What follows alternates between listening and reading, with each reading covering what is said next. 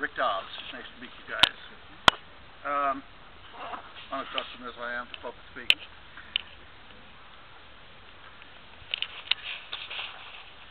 Electricity is an instantaneous and ephemeral thing. Once you use it, it's gone. Whatever you use this instant is gone this instant. It can't be recovered and never be used again. Electrons and photons are very similar subatomically, but I can understand how it's a small step to convert light into electricity, but I am not qualified to discuss the similarities and the differences. But there are basically a number of different kinds of systems, of the solar thermal and the photovoltaic. The solar thermal just heats up the water and fluid, as Ryan mentioned, and you can use flat plate non-tracking collectors. That's what I use. I have 7 of these panels. And you can use concentrating parabolic solar mirrors. And the thing with concentrating solar parabolic mirrors is they have to be focused, because the sunlight has to be focused on the receiver tube. Requires some tracking, requires some intelligence, makes it a little bit more complicated. Utility systems do this. The big utilities that you read about out in Mojave, California, and various desert places, they generate electricity and the heat in exactly the same way that big utilities generate electricity, the ones that use coal and oil and natural gas. These parabolic concentrating solar reflectors are 3 times more efficient at generating power than photovoltaics.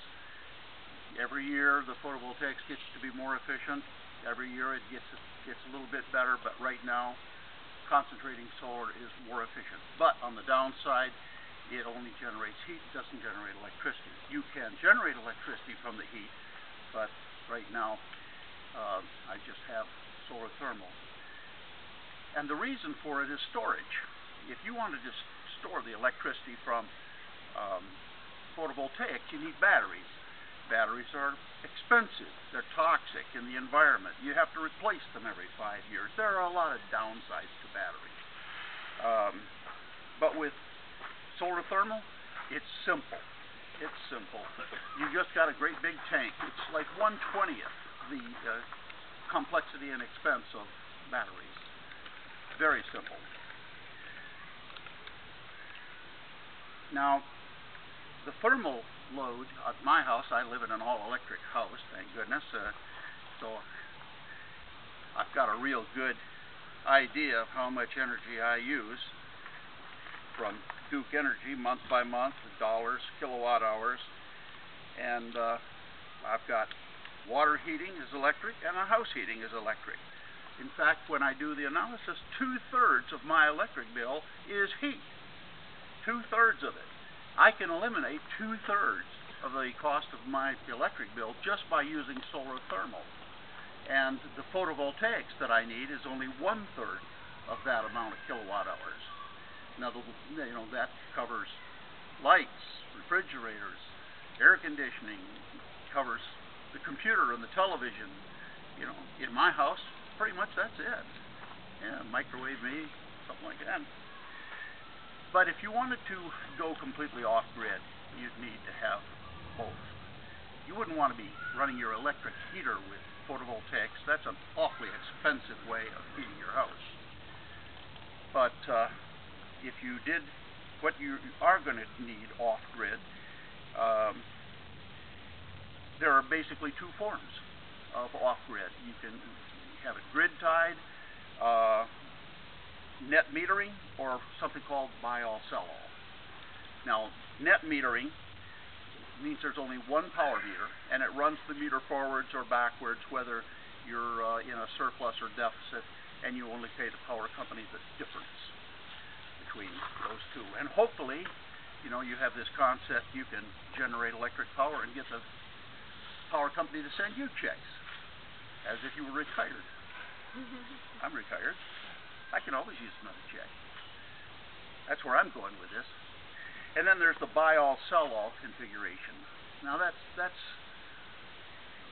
important, different in an important way. It uses 2 meters.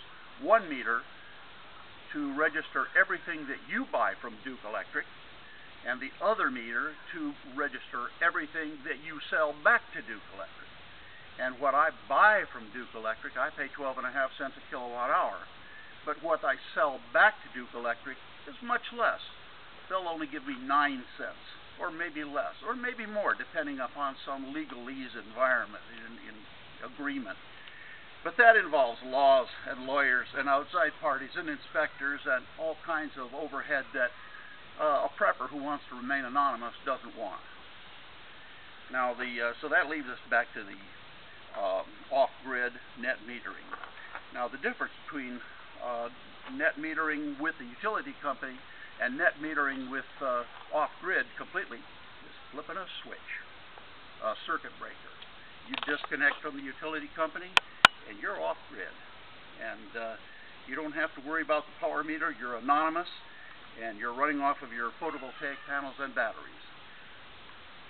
I would suggest, if you're going to go off-grid, you should also at least have the capability to add another generator, diesel or gas, whatever, because no matter how much storage you have, you're probably going to run out at some point, and you're going to need more. I harken back to Fukushima, Japan, when the earthquake and the tsunami took out their nuclear plant. They had 8 hours of battery, and they ran it for 8 hours. The diesels kicked in and circulated water for another 20 days or something, and eventually they ran out too. And then we had another Chernobyl situation. Oh well. That said, now I'm going to list the parts so that you can go off-grid. Basic thermal heat gathering system is the mount, some collector panels. Like I said, I've got 7 of them. They're about $3,000 a piece these days. And a circulation pump, Harbor Freight, $20. And filled drain valve connection, automatic switching based on the temperature difference between the storage tank and the collector panels. When the panels are hotter than the water in the tank, turn on the pump. When the sun goes down or a cloud goes over and the top of the collector panels is less than the water in the tank, turn the pump off. Pretty straightforward. That's what I like about solar thermal. It's essentially simple. It's understandable. And then you use the hot water in the tank to circulate around it to warm your house hot water. Take care of that load. It's a plumbing issue. You plumb the hot water into your house and there you go. Now, the photovoltaics has got some similarities. You're still going to need the mounts, the rails to mount them. You're going to need some panels, photovoltaic panels, some batteries. You're going to need a lightning arrestor. That's one thing that a lot of people don't realize at first. You're going to need a lightning arrestor. You know, because if lightning hits your house, it's going to take out your inverter. It's going to take out your battery charging system. And that's an expensive piece of equipment, expensive and fragile. And you don't want that to happen. I don't know how much a lightning arrestor is, but it's not much. It's a little small gizmo that sits up there where the photovoltaic panels come into your utility room, your battery room, whatever room you want to call it. So you've got the wires coming in from your photovoltaic panels, and I should say that whenever the sunlight is on these panels, they're hot. And if you're installing them, you should cover them with a tarpaulin, because the last thing you want is to get 100 volts or 200 volts across your fingers. And they have what's called MC4 connectors, which are little sleeves, plastic sleeves over the electric connectors, so that your fumble-fingered help, or you, when you drop these on your metal roof, won't short out and burn up things. And they also protect it against the weather. And they just snap together. You put them together and snap them together. Take them apart, you squeeze the 2 little prongs apart and they slip right apart. Easy to do. Easy to do. So you got the panels, and the photovoltaics is coming into your battery charging system. Now, for batteries, I use an electric golf cart. I got 6 deep cycle cells out there, 36 volt system. Already owned it, don't need to buy it. Batteries are good, charge them up. And I haven't really tested to see how long it'll drive my house. I figure if I can get 3 days out of it, that's good enough. When we had the last big storm that came across North Carolina, it was rainy and dark and windy for 3 days before the sun came out again. Good sun like this, it's perfectly fine. So you charge up your batteries with the battery charger from the PV panels, and then from the batteries you go to the inverter, or you have a DC circuit and an AC circuit. The inverter provides the AC circuit. And the essential loads, if you can possibly arrange it, get as much as you possibly can on DC. Your well pump should be a DC system if you can arrange it. Your refrigerators, you can get them on DC. And the reason is the inverter is an expensive piece of equipment, and it's the weak link. It has a much shorter lifespan than the PV panels. You can get fridges, freezers, lightings, well pumps, etc. that run on DC. And this is as far as I'm going to be taking this little overview discussion. I'd like to open it up to questions and answers now, if anybody has any. I do. I'm actually building my own PV panels right now. I've got all the stuff ready to grow in my garage. Positioning them, orientation. What is the best orientation? Best orientation is due south 37 degrees angle here at Durham, which is 37 degrees. Okay. Now you have plus and minus the what they call the analemma, which is due to the elliptical orbit of the Earth around the Sun, and the 26 degrees off of perpendicular to the orbit around the Sun, and so that means at the winter solstice, from the equinox to the summer solstice to the equinox, it's 26 degrees up and 26 degrees down. You can have tracking, but the tracking adds a lot of complexity to the system. Much better to have permanent mounted. Right. And if you have it permanent mounted, I would, well, common wisdom is just set it at the latitude. Right. We in Durham are at 37 degrees. Right now I've got some people that are talking to me in Nicaragua about putting in a whole bunch of systems, photovoltaics, in their cattle ranches and coffee plantations. 62 of them. And I'm kind of excited about that. I can sense a little bit of profit to be made there. Happy to be going down there and doing it. But I speak Spanish. I don't speak very good Spanish, but that's not going to stop me. Yeah, but you both speak money. That's right. That's right. That's right. Anybody else? How much sun does it take to get productive output? Let's put it that way. Surprisingly, not that much. This sun right here is fine. This is just fine. This is ideal, but when Fran or Floyd came through, sure. I know it's shining through the clouds. Sun's hitting the voltaic panel, but it's not what it is today. Correct. Or we're talking dusk or dawn. You get a little bit, maybe 5%. When it's all gloomy and overcast, you get just about 5%. Not very much at all, but some. And that's one of the things about having the flat plate panels, both thermal and photovoltaic. You know, if you're not aligned precisely, maybe you'll get 25% less, or even less than that. But you'll be getting something. If you're having the concentrating parabolic mirrors that have to be focused, if it's off focus, you're not going to be getting anything. Anybody else? All right, well, that's about it for me. Oh, there you go. How about concealing them? Concealing them, good point. Yeah, seeing these from satellite dishes, Google Earth, they always seem to line up to the sun, to the south, in the northern hemisphere, aiming south. And they are very, very visible. You can spot them. And I would do the same kind of concealment that camouflage does.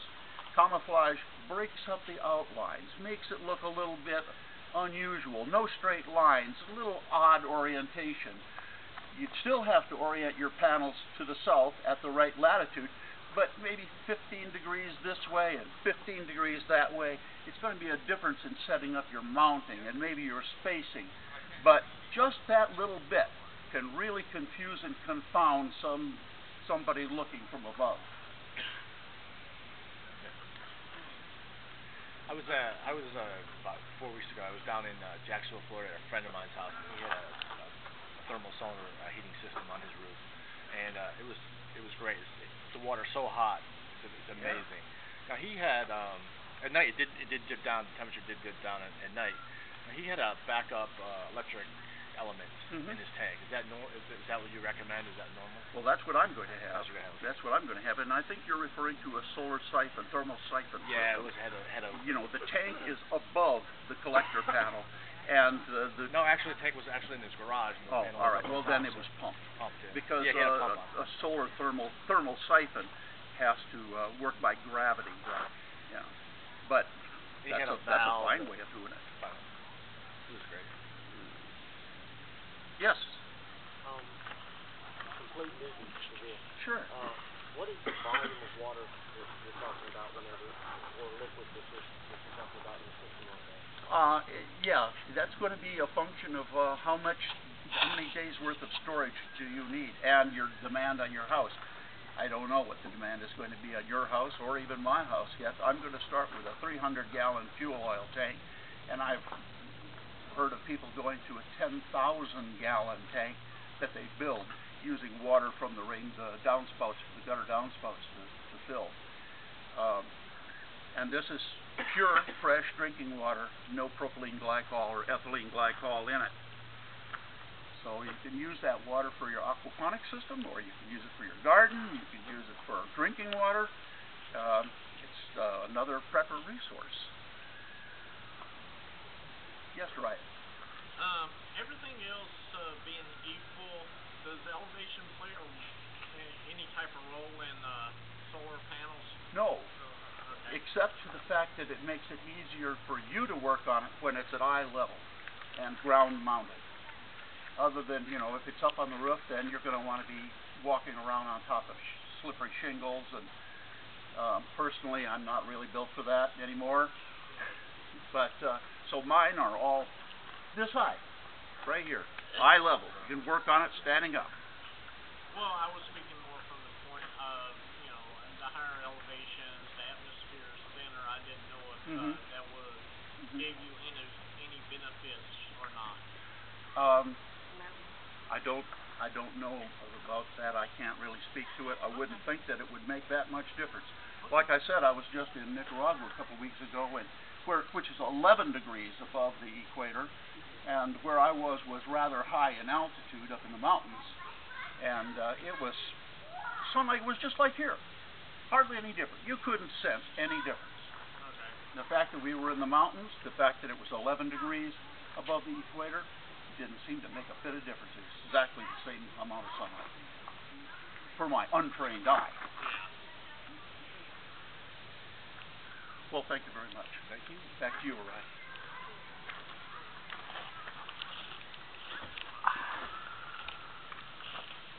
Stop it. Stop it.